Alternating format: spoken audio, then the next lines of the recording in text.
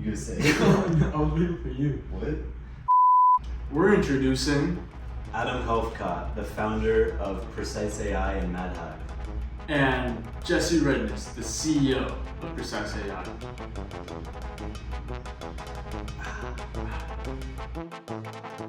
Like a big super deep couch. So, hi, what are you guys' names and what do you do for a living? I'm Adam Helfgott. I was CEO and founder of MadHive.com, which was a CTV. Like we helped the station groups get online to connect to television.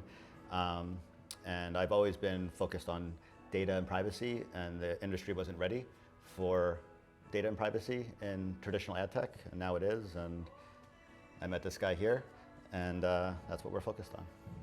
Yep. I'm Jesse Redniss, the former head of data and innovation at Warner Media. So building great, beautiful experiences, games, AR, VR stuff for fans of the NBA and HBO shows, etc. But about 3 years ago, started a privacy experience company and started spending a lot of time with this guy over here. Wow. So, what is MadHive? So, well, MadHive is a DSP, but I no longer run MadHive, and so now but I've taken all that, the ideas of what happens behind the scenes and what customers really need to target better ads and have better efficiency and really get the best bang for their dollar. It's like just the industry is at odds with each other, right? Like you have, the publishers want as much money as possible, the brands want to pay as little as possible, and therefore it's like there's the disintermediation between the media itself and who's watching television and what they might buy. There's really very little incentive to align those two at the end of the day. So that's why there's mass scale and the data quality has been low. But the world tends towards truth over time, and the technologies around with blockchain and cryptography, with just higher quality compute, AI, things like that. There's really no excuse anymore to have this like low fidelity transmission between the buy and sell side, and as well as with consumer privacy and things that are happening there. We saw a big opportunity to bring a new idea to the table. And so, that's interesting. What is your company or job? Sure. So Adam and I brought our companies together to launch a company called Precise. So we are helping to enable businesses and publishers and brands and people, consumers themselves, understand how to actually use and leverage their personal data. So let me give you a good example. You're on Snap, right? Yeah. So on Snap, you have the ability to permission your location and share it with only specific friends that can see you on a map, right? Mm-hmm. So that's permission-based activation of you saying, hey, Snapchat, I'm enabling you to track me wherever I go, but I'm only going to share it with my friend over here, and he can see me where I'm on a map. So that's permission-based tracking.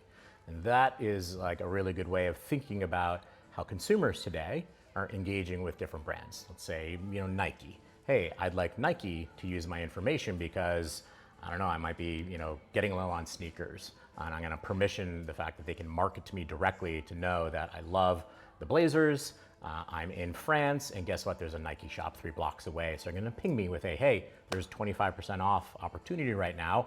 I'm gonna market to Jesse to let him know that he can pick up the Blazers at the store that's 3 blocks away. Interesting. So, the way I understand that, would that mean like it's giving the consumers a consent to use their data? Yeah, it's giving them agency, real agency and choice on how that information gets used.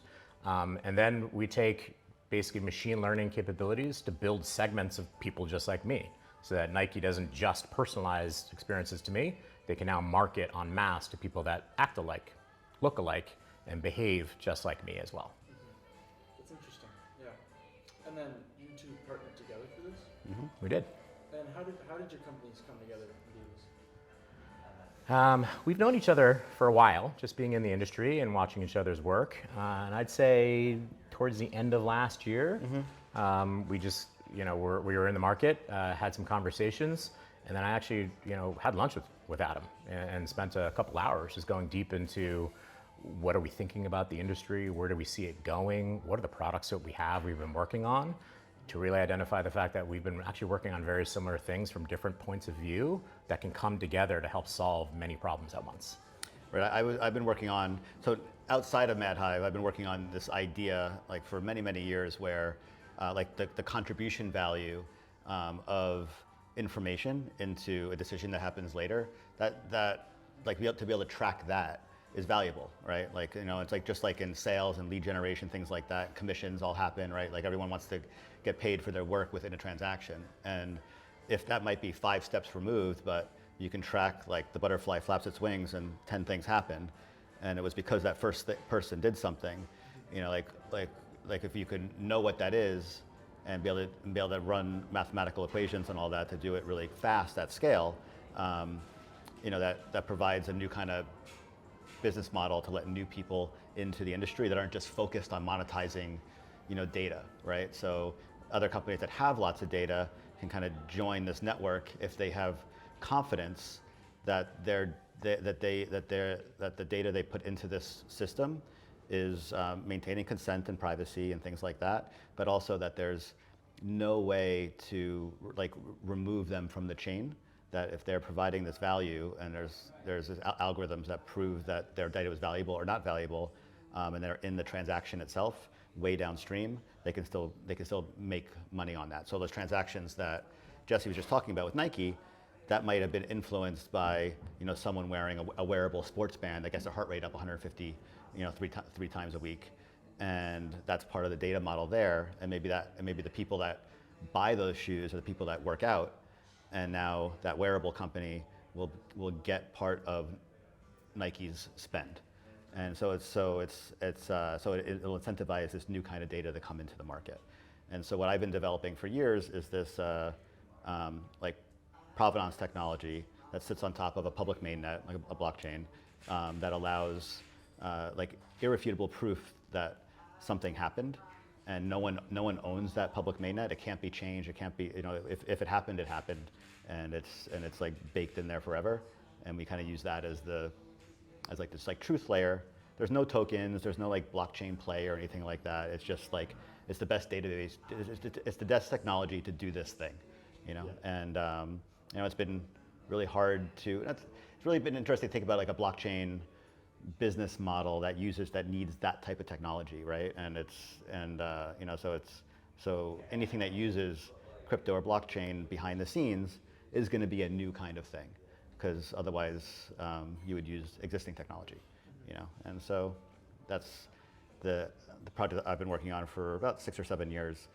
And when I met Jesse and saw what he's been building, I saw it as like, we're over here and he's over here, and it's like the perfect way to put it all together. You know, so he has all this data that's being consented, and then at the consumer level or brand level, whatever it is, if we can like secure it and prove that it's there, it now makes it tradable, which is really interesting. Yeah, that sounds interesting. And then how does AI affect the company? Does it? Yeah, Absolutely. you want to take it? Sure. So there's a number of ways. So first, we'll kind of focus in on more the machine learning aspects of how we're thinking about putting data together and making connections, right? So the segments that we're building with the data insights, we're doing it in a privacy safe way in which data is never moved, right? It's never really combined. It stays with you, right? You control it all. But when we want to query it, we basically will come up and ask you, hey, can you please let me know a little bit about X, Y, or Z? So that data then comes back to actually put what are known as federated machine learning segments together. So actually querying all the data across a massive pool of people, right, to figure out what are the similarities. How do we actually identify all the people of 1 million that actually have the blazers, that are in the same demographic as Jesse? So we can then actually create a core segment out of that. So you can spin up and optimize these segments very rapidly in almost real time. So you can optimize the outputs of saying, hey, it's located in France, it's these blazers, it's this opportunity, let's go triangulate as many people as we can all at once to get to the outcomes of the business. So that's one aspect of how machine learning is being applied to developing those audience segments. And then as a final question, what's your advice to give to future people in that industry? Some advice, I would say always get inspired, right, by looking backwards to see what worked and what didn't work, right? So to Adam's point earlier around ownership and proof of provenance, like right now, Eminem just came out with his new song. Steve Miller is the originator, the authentic developer of that melody. And what was so great about that is when the song came out, Steve Miller literally wrote a note to M saying, hey, thank you for being an artist, respecting the authenticity of the melody and now applying it into a new version that you're creating. So again, like looking back to see what worked, being inspired by authentic masterpieces to then create something new. That's interesting. Yeah. Do you have one? Yeah, I mean, it's, it's like, you hear this a lot, but it's really just kind of like keep going, It's like just don't really stop and have a lot of faith in your idea, but also the big one for me has always been like strong opinions, like loosely held, like allow yourself to change and have it, and have a dynamic in that way there, but have a core philosophy of what you're trying to accomplish, but the tactics to get there constantly change, and being able to be fluid is something I have to wake up every day and remember. So. Yeah. So learn from your mistakes and be fluid. And Yeah. also learn from your achievements. Totally. And Yeah. Get inspired from the past. Yeah. Yeah. Thank you very much. Awesome. Thank you. Thank you guys.